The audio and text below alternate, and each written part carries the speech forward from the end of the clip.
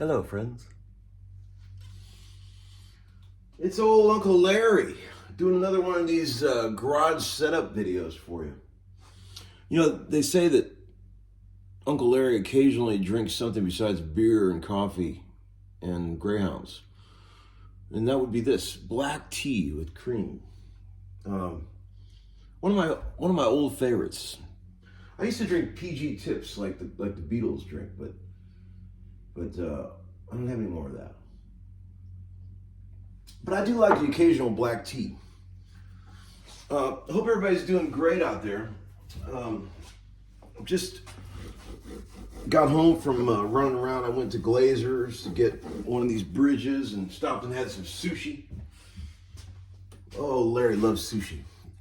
White tuna, that's my jam. Escolar, that's my jam.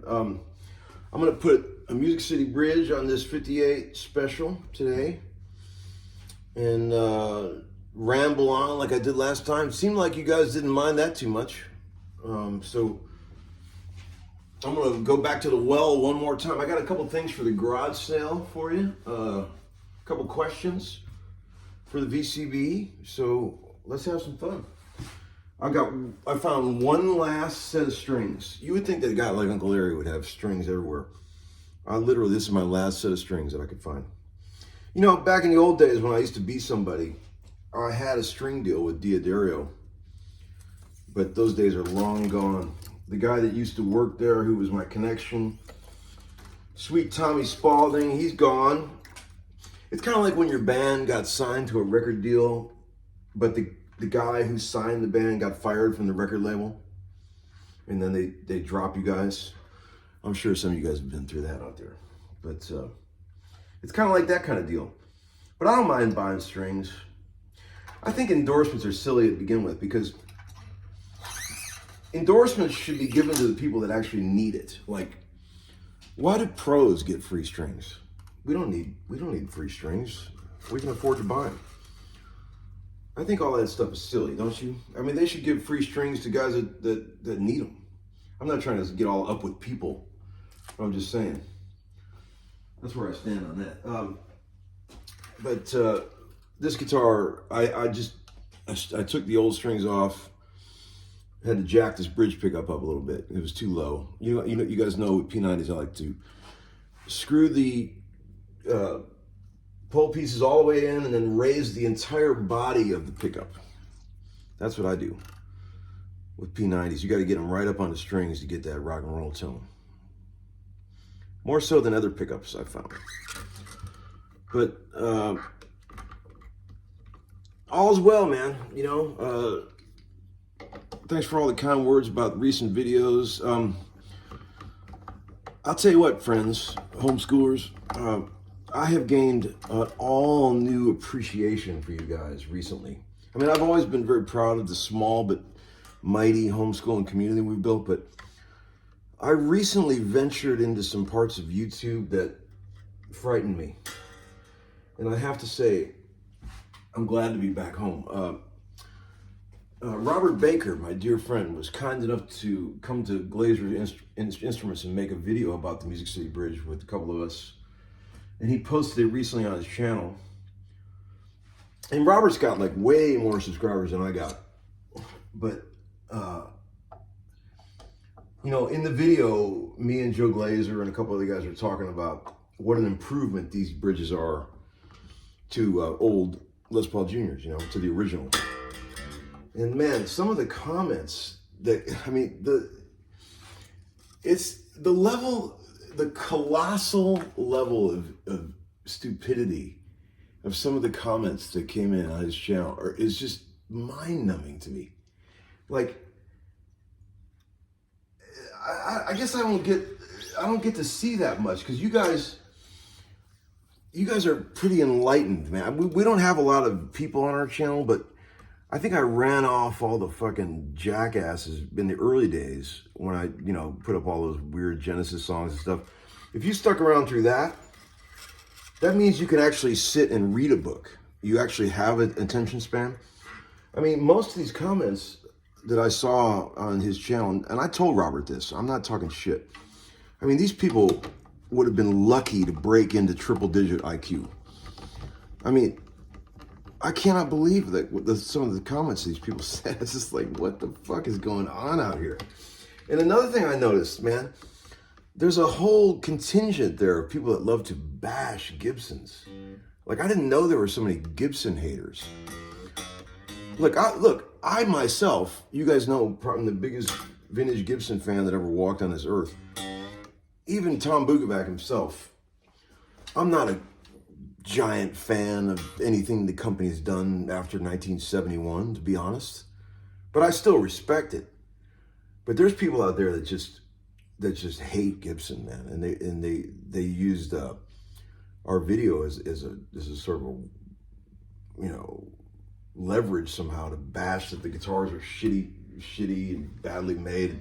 Why would you waste time trying to improve the bridge on a shitty guitar in the first place? First of all, people, a 57 Les Paul TV Junior is not a shitty guitar. We're talking about an instrument that's made out of 200-year-old Honduran mahogany with a Brazilian rosewood fretboard, perfect neck shape, and the most banging pickups a man could ever ask for. I mean, that's definitely worth saving if you could just put an improved bridge on it, right?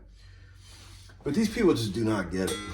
I'm not going to go off on this anymore, but I didn't realize that there was so many people that hated Gibson.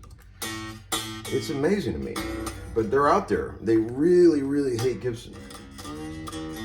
So that's all new to me, and I don't know.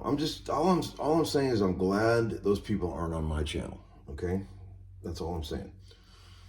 I have to read some of these comments. Let me see if I can find them here. I got the iPad right here.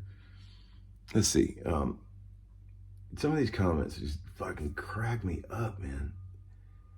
One guy said, oh man, what's that one? This is a good one here. I love how everyone is all of a sudden an expert on guitar. I mean, Joe Glazer is standing there in the video. Like, yeah, I love how he considers himself to be an expert. Like, if Joe Glazer is not a guitar expert, who the fuck is? There's all this shit like, let's see. I gotta find a couple of these other ones. I can't believe they've shit these people right. Anyway, you get the idea. It's like, I had a little chat with my friend Pablo, my friend from Argentina. He's a great friend, and he buys and sells some vintage guitars. And he was saying, he asked me a couple days ago, we were chatting, he goes, what do you think's better quality, old Gibsons or old Fenders? And I laughed at him, and I said, Paco, look, I love old Fenders as much as anybody. I mean, I'm a huge fan of old Fender guitars. But if you're gonna, I'm talking about strictly from a craftsmanship angle, workmanship, luthiery. I mean, if you're gonna compare Golden Age Gibsons to Golden Age Fenders on that level, I mean, come on, man. The amount of work it takes by skilled craftsmen to build a 1959 L5 as opposed to making a Telly. I mean, that's why, look, I love Tellys, and I'm not bashing Fenders, but I'm just saying they're kit guitars that were put together purposely to be working man's instruments. You know, Fender bragged in the early catalogs about having field replaceable necks and all that. You know, they were not supposed to be fancy guitars. Gibsons were supposed to be fancy guitars, built for real professionals, man. You know, you look at some of these arch tops they made, and jazz boxes and acoustics, and even a Les Paul, a 335. The workmanship that goes into making one of those is 1,000 times more complicated than making a Strat or a Telly, which is why, you know, there are people that can make relics and remakes of Strats and Tellys that are great, like, you know, Jeff Sen and Danicaster and all these guys. You know, they make beautiful replicas of these original guitars that are in some ways better than the original Fenders. But you're not going to find anybody making 335s in their garage. You see what I'm saying? You have to be a real guitar builder to do shit like that. And I'm just saying, putting together a Strat or a Telly off parts you buy out of parts you buy on the internet is really not guitar building, people. I mean, guitar building is carving tops and building acoustics from scratch. That's new theory. That's guitar building. I mean, I could put together a damn Stratocaster. So I'm just saying, I'm not saying that Gibsons are better than Fenders or any of that shit. I'm just saying that there's a lot more skill goes into making one of those. That's all I'm saying. So subsequently, I always thought, why are Fenders even more money than old Gibsons in the vintage market? It blew my mind. I don't understand why like an old Gibson isn't worth way more than an old Fender just for that purpose and that reason. But they are, you know, because people attach, you know, the celebrity icon, you know, all their heroes playing Fenders, which is great. I do that too, you know. But anyway, that's my rant on that. I love them all, man. I mean, when I read if you guys have never seen the book Richard Smith wrote called Fender, The Sound Heard Round the World, if you've never read that book, I've talked about this before, just get that book, order it. When I read that when I was in my 20s, it was life-changing, man. I ended up hunting down several of those instruments that I drooled over in that book later on in life, and man, I love Fenders, man. When I was out in Fullerton recently, I just stood in total reverence looking at the ground where that factory once stood. You know, but I'm just saying, I'm a Gibson guy through and through. I just appreciate the workmanship that goes into them. Here's a couple things. I wanted to say thank you to Hugh Gilmartin from Marshall. He sent this really cool Bluetooth player that I have been getting a ton of enjoyment out of. Thank you for that, Hugh. My kids love it. I love it. It's really cool. You guys should check one of these Marshall Bluetooth things out, man. They're fun. You can get your favorite jams going on your kitchen table while you're playing chess. You can do all that shit. Thanks for that, Hugh, for sending that. I appreciate it. You guys, I wanted to say thank you for all the kind comments about the last setup video I did. You guys seemed like you got a lot out of that, talking about Fenders and a couple little tricks I told you about restringing a Strat and all that. I'm surprised you guys didn't know that one about the extra winding on the D and the G. That's an old trick that's been around forever. I'm sure some of you knew it, but I use that a lot, and it's a good trick. A lot of the shit that I know, Bubba taught me. Like, why not stick the high E down in the hole? It makes sense. The string is so thin that sometimes it doesn't get seated down in the hole properly, and it's a lot safer and more reliable to just wrap it through normally like a Gibson. I mean, I've been doing that for years, and it works great. It doesn't really matter so much on the thicker strings because there's enough mass to hold it in the hole properly. So I've had a few questions about that, and I just wanted to answer that for you. Let's see here.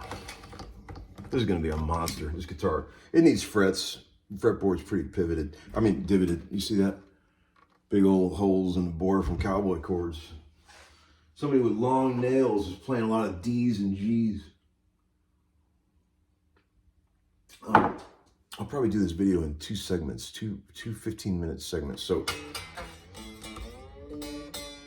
I'll do another thing where I do another cliffhanger ending out of nowhere.